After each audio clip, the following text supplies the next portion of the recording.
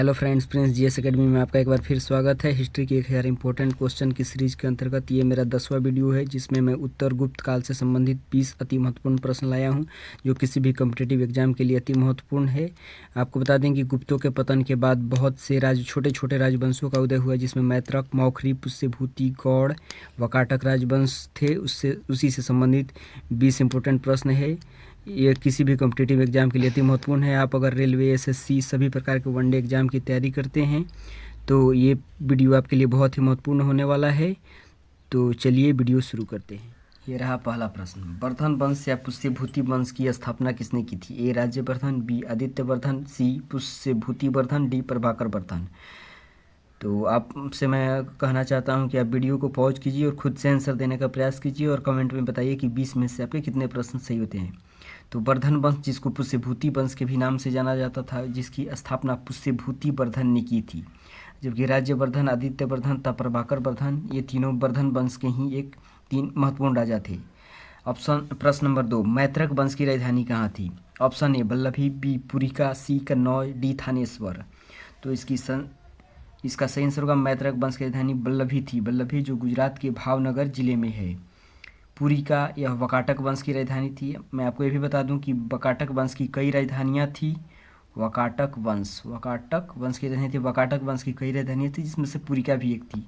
कन्नौज ये आपका कन्नौज आपके मौखरी वंश की राजधानी थी। कन्नौज आपके मौखरी वंश की राजधानी थी। जबकि थानेसर वर्धन या पुष्यभूति वंश की राजधानी थी। थानेसर आपके जो वर्धन वंश था या पुष्यभूति वंश, उसी की राजधानी थी। आइए देखते हैं तीसरा प्रश्न। वकाटक वंश का संस्थापक कौन था? तो इसका ऑप्शन है ए भट्टार्क, बी ईशान वर्मा, सी विंध्य शक्ति, डी पुष्यभूति। तो वकाटक वंश का संस्थापक विंध्य शक्ति था। तो इस प्रश्न का सही उत्तर ऑप्शन नंबर सी हो जाएगा। जबकि वकाटक वंश का वास्तविक संस्थापक ईशान वर्मा को माना जाता है, लेकिन संस्थापक विंध्य शक्ति को माना जाता है।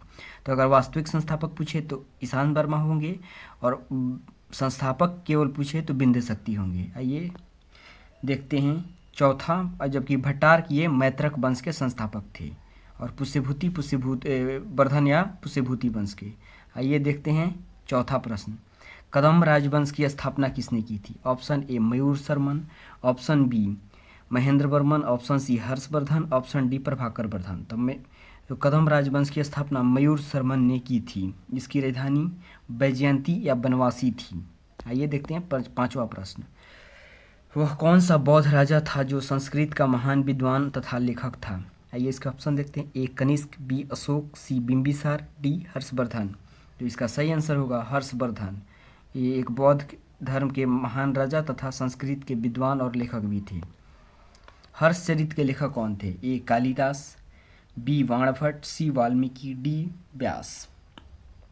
तो हर्षचरित के लेखक थे वाणभट्ट। ऑप्शन 20 का सही आंसर होगा। प्रश्न 6 का ऑप्शन बी सही होगा। आइए देखते हैं सातवां प्रश्न। हर्षवर्धन के समय कौन सा तीर्थयात्री भारत आया था? Option A Fahien, option B Itsing, option C Megasthenes, option D Hiuen Tsang. तो हर्षवर्धन के समय ह्वेनसांग भारत आया था। तो इस प्रश्न का ऑप्शन डी सही होगा। आइए देखते हैं आठवां प्रश्न। ह्वेनसांग ने किसे शिलादित्य कहा है? Option A Harshvardhan, option B Chandragupta Maurya, option C Chandragupta द्वितीय, ऑप्शन डी अशोक। तो इसका सही आंसर होगा ह्वेनसांग ने हर्षवर्धन को शिलादित्य कहा है। आइए देखते हैं नौवां प्रश्न। हर्षवर्धन ने थानेसर से राजधानी को कहाँ स्थानांतरित किया था? आइए इसके ऑप्शन देखते हैं। ए प्रयाग, बी दिल्ली, सी कन्नौज, डी राजगीर।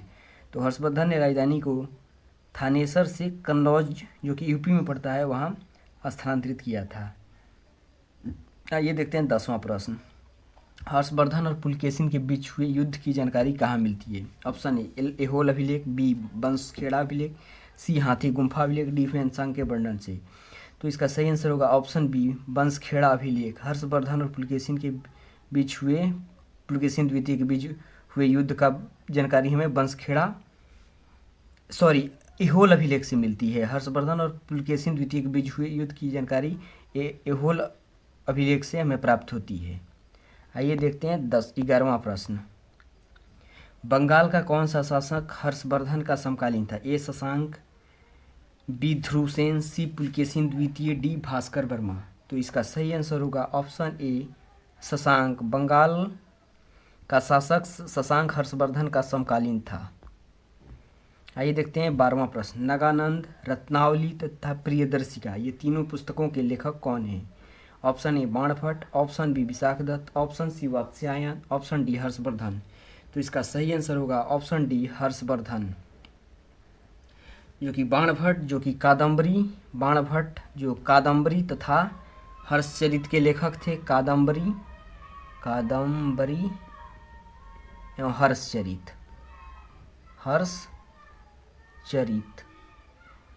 कादम्बरी और हर्षचरित के लेखक बाणभट्ट थे। विशाखदत्त जो कि मुद्रा राक्षस के लेखक थे। मुद्रा राक्षस के लेखक थे विशाखदत्त। जबकि वात्स्यायन कामसूत्र के लेखक थे। कामसूत्र के लेखक कौन थे? वात्स्यायन। तो इसका और इस तरह से इस प्रश्न का ऑप्शन डी सही होगा, जो नगानंद, रत्नावली और प्रियदर्शिका के लेखक हर्षवर्धन थे। आइए देखते हैं 12वां प्रश्न।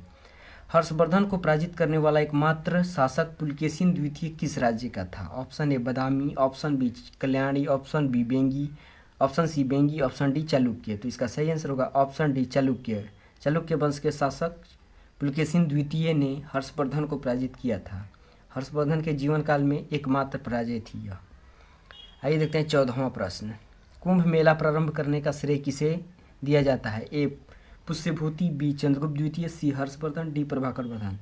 तो इसका श्रेय हर्षवर्धन को दिया जाता है। कुंभ मेला प्रारंभ करने का श्रेय हर्षवर्धन को दिया जाता है। आइए देखते हैं 15वां प्रश्न।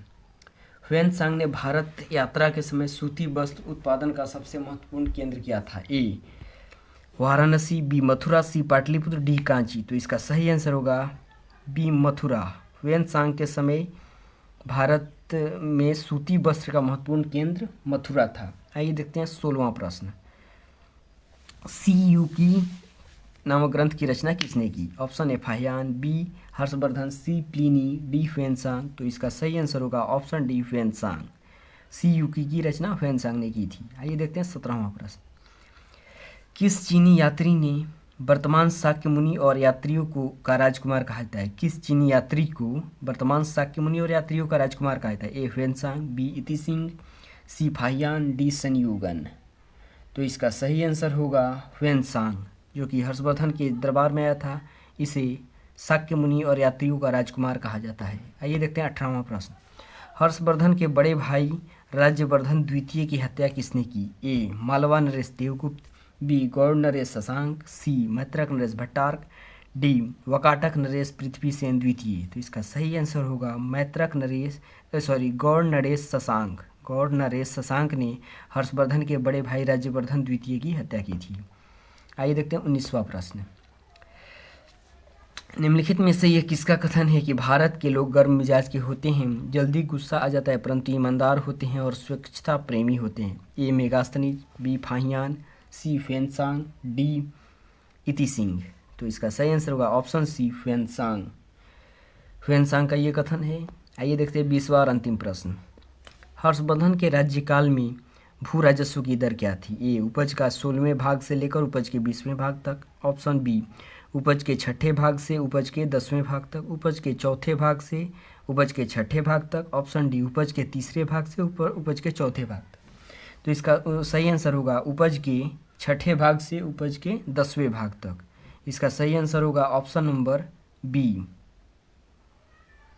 तो इस प्रकार से ये वीडियो यहीं कंप्लीट होता है। मैंने आपको एक क्वेश्चन पिछले वीडियो में 14 नंबर क्वेश्चन था जो गलत हो गया था, जिसमें मैंने बताया था कि गुप्त वंश का में भू राजस्व की दर क्या थी, तो मैंने 1/8 बता दिया था, जबकि उसका आंसर होगा 1/6। तो इसके लिए मैं क्षमा चाहता हूँ। अगर वीडियो अच्छा लगे तो लाइक शेयर सब्सक्राइब और चैनल को सब्सक्राइब कीजिए।